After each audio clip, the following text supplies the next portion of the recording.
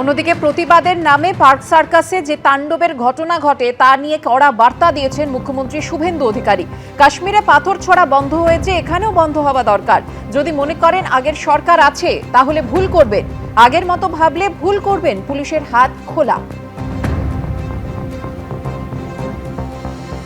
হঠাৎ করে কিছু লোককে জড়ো করে ধর্মীয় স্লোগান দিয়ে পাথর ছোড়া, এটা শ্রীনগরেও বন্ধ হয়ে গেছে।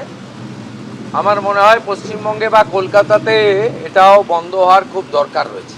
আমি শুধু আপিল করব, এই কাজগুলো করবেন না।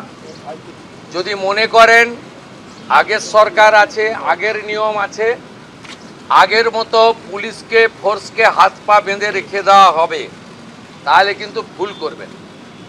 তো ক্লিয়ার মেসেজ, জিরো টলারেন্স এই ধরনের ভ্যান্ডালিজম, হুলিগানিজম, রাউডিজম এবং anti national, anti social activities we are not allowing.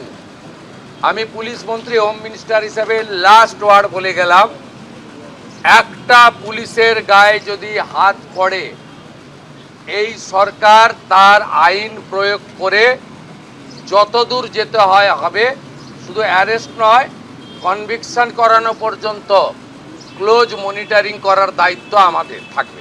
কে কোন দল করেন, কে কোন ধর্মের লোক, কে কোন সম্প্রদায়ের লোক, কে কোন প্রভাবশালীর ক্লোজ লোক, তার এগেনস্টে অ্যাকশন নিতে গেলে 5 বার ভাবতে হবে।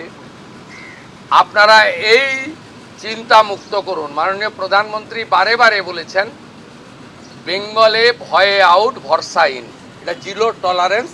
আর পার্ক সার্কাস সহ যেখানে যেখানে বিগত দিনে এই ধরনের ঘটনা ঘটিয়েছেন, আপনারাও কান খুলে শুনে রাখুন, এটা আপনাদের শেষ ঘটনা। এরপরে আর কোনো এই ধরনের অ্যাকশান আমরা করতে দেব না। যদি করেন, আমার থেকে খারাপ কোনো পুলিশ মন্ত্রী হবে না। আর সেদিনে সেই ঘটনা প্রসঙ্গে প্রাক্তন পুলিশ কর্তা সলিল ভট্টাচার্য কি জানিয়েছেন দেখুন। আগের প্রশাসন যেটা ছিল, পুলিশকে একদম ক্রিপল করে রেখেছিল, পঙ্গু করে রেখেছিল। কালকের দেখো ঘটনা, পার্ক সার্কাসের ঘটনা, পুলিশ ইমিডিয়েটলি অ্যাকশন স্টার্ট করে এবং 45 মিনিট থেকে 1 ঘন্টার মধ্যে সিচুয়েশন কন্ট্রোল করে, ট্যাঞ্জিবল নাম্বার অফ অ্যারেস্ট করে। বিজেপির সংকল্পপত্রে প্রতিশ্রুতি ছিল ক্ষমতায় এলে 7ম বেতন কমিশন বাস্তবায়িত করা হবে। আর ক্ষমতায় এসে দ্বিতীয় মন্ত্রিসভার বৈঠকে 7ম বেতন কমিশনে অনুমোদন দিল শুভেন্দু অধিকারীর সরকার। আর এতেই সরকারি কর্মচারীদের মধ্যে খুশির হাওয়া। কর্মচারীদের বেতন কাঠামো সংশোধনের লক্ষ্যে 7তম রাজ্য বেতন কমিশনের গঠন। 7ম বেতন কমিশন গঠন, দ্বিতীয় মন্ত্রিসভার বৈঠকে বড় সিদ্ধান্ত নিল শুভেন্দু অধিকারীর সরকার। বিধানসভা ভোটের আগে বিজেপির সংকল্পপত্রে প্রতিশ্রুতি দেওয়া হয়েছিল ক্ষমতা এলে 7ম বেতন কমিশন বাস্তবায়িত করা হবে। 45 दिन के अंदर ही 7वें वेतन आयोग को लागू कर सभी कर्मचारियों का सम्मान करने का काम नई बनने वाली भारतीय जनता पार्टी की सरकार करेगी। দ্বিতীয় রাজ্য মন্ত্রিসভার বৈঠকে 7ম বেতন কমিশন গঠনের সিদ্ধান্ত নিল বিজেপি সরকার।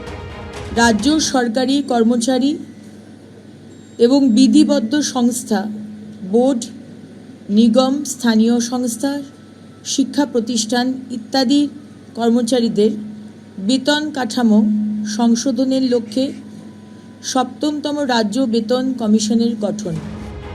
আর এতেই সরকারি কর্মচারীদের মধ্যে খুশির হাওয়া। ক্যাবিনেট বৈঠকে 7ম রাজ্য বেতন কমিশন গঠন করা হয়েছে।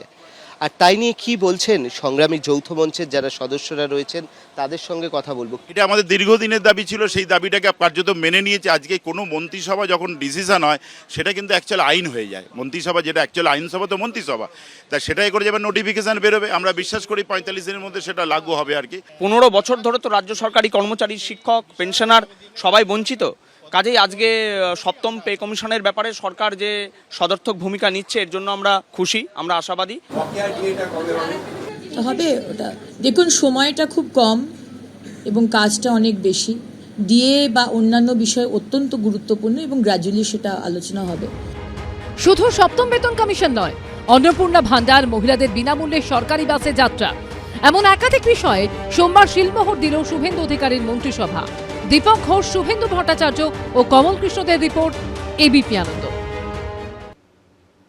সরকারি বাসে মহিলাদের যাতায়াত ফ্রি। দ্বিতীয় মন্ত্রিসভার বৈঠকে এই সিদ্ধান্তে শিলমোহর দিল শুভেন্দু অধিকারীর নেতৃত্বাধীন সরকার। 1 জুন থেকে সরকারি বাসে মহিলাদের বিনামূল্যে যাত্রার ঘোষণা করলেন নারী ও শিশু কল্যাণ মন্ত্রী অগ্নিমিত্রা পাল। শুধু কম দূরত্বের বাস যাত্রাই নয়, দূরপাল্লার বাসেও মেয়েদের যাতায়াত ফ্রি। 2026 সালের 1 জুন থেকে পশ্চিমবঙ্গ রাজ্যের সমস্ত সরকারি বাসে পশ্চিমবঙ্গের মহিলাদের জন্য বিনামূল্যে পরিবহন প্রকল্পের নীতিগত অনুমোদন। বিধানসভা ভোটের সংকল্পপত্রে বিজেপি প্রতিশ্রুতি দিয়েছিল তারা ক্ষমতায় এলে সরকারি বাসে মহিলাদের যাতায়াত ফ্রি হবে, অর্থাৎ সরকারি বাসে উঠলে কোনো পয়সা লাগবে না। দ্বিতীয় মন্ত্রিসভার বৈঠকে তাতেই শিলমোহর দিল শুভেন্দু অধিকারীর নেতৃত্বাধীন সরকার। 1 জুন থেকে সরকারি বাসে মহিলাদের বিনামূল্যে যাত্রার ঘোষণা করলেন নারী ও শিশু কল্যাণ মন্ত্রী। সরকারি বাসে মহিলারা বিনামূল্যে যাতায়াত করবেন। যে কোনো সরকারি বাসে মহিলাদের, দূরপাল্লা হোক কাছের হোক, যে কোনো সরকারি বাসে মহিলাদের কোনো ফেয়ার ভাড়া লাগবে না। সরকার তার প্রতিশ্রুতি রাখায় ব্যাপক খুশি পড়ুয়া থেকে চাকরিজীবী, গৃহবধূ সকলেই। ভালো তো, অবশ্যই ভালো, মানে মহিলাদের জন্য কিছু করা ভালো কথা, আমার তো মনে হয় ভালো। বাসের ক্ষেত্রে এটা শুনলাম 1 জুন থেকে ফ্রি হবে, সেটা শুনে তো আমাদের খুবই খুশি। খুবই ভালো হবে, একদম খুবই সুবিধা হবে, খুব ভালো হয়েছে এই জিনিসটা হয়ে। এটা খুবই ভালো করেছে সরকার, এটা তো খুবই আনন্দের খবর, মেয়েদের জন্য খুবই ভালো। শুধু কম দূরত্বের বাস যাত্রাই নয়, দূরপাল্লার বাসেও মেয়েদের যাতায়াত ফ্রি। সুমন ঘরাই, সুনীত হালদার ও পূর্ণেন্দু সিংহের রিপোর্ট, এবিপি আনন্দ। তৃণমূলকে হটিয়ে ক্ষমতায় এসেছে বিজেপি। সরকারে এসেই স্বাস্থ্য ব্যবস্থায় ঘাটতি মেটাতে তৎপর হয়েছে রাজ্য সরকার। আর সেই লক্ষ্যেই স্বাস্থ্য ভবনে আধিকারিকদের সঙ্গে বৈঠক করলেন বিজেপি বিধায়করা। অন্যদিকে এদিন রাজ্য মেডিকেল কাউন্সিলের সদস্য পদ থেকে সরানো হলো নির্মল মাঝি, সৌরভ পাল ও অসীম সরকারকে। রাজ্যে পালা বদলের পর বিজেপির সরকারের লক্ষ্য চিকিৎসা পরিকাঠামোর উন্নয়ন। সোমবার স্বাস্থ্য ভবনে বৈঠক করলেন বিজেপির চিকিৎসক বিধায়ক ইন্দ্রনীল খাঁ, শারদত্ত মুখোপাধ্যায় সহ 8 জন। বৈঠকে স্বাস্থ্য সচিব নারায়ণ স্বরূপ নিগম সহ স্বাস্থ্য দপ্তরের আধিকারিকরা ছিলেন।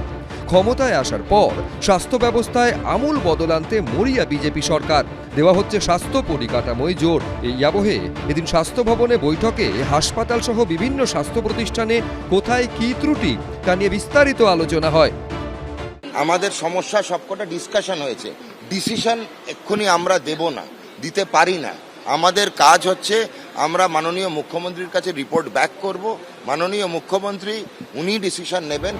অন্যদিকে এদিনই রাজ্য মেডিকেল কাউন্সিলের সদস্য পদ থেকে নির্মল মাঝি, সৌরভ পাল ও অসীম সরকারকে সরিয়ে দিল স্বাস্থ্য দপ্তর। এদিন স্বাস্থ্য ভবনের বৈঠকে যোগ দেওয়ার আগে বিধাননগর মহকুমা হাসপাতাল ও বিধাননগর পুর নিগমের অন্তর্গত মাতৃ সদন হাসপাতালে সারপ্রাইজ ভিজিট করেন বিজেপি বিধায়ক শারদত্ত মুখোপাধ্যায়। এদিন 2 হাসপাতালের পরিকাঠামো নিয়ে ক্ষোভ প্রকাশ করেন তিনি।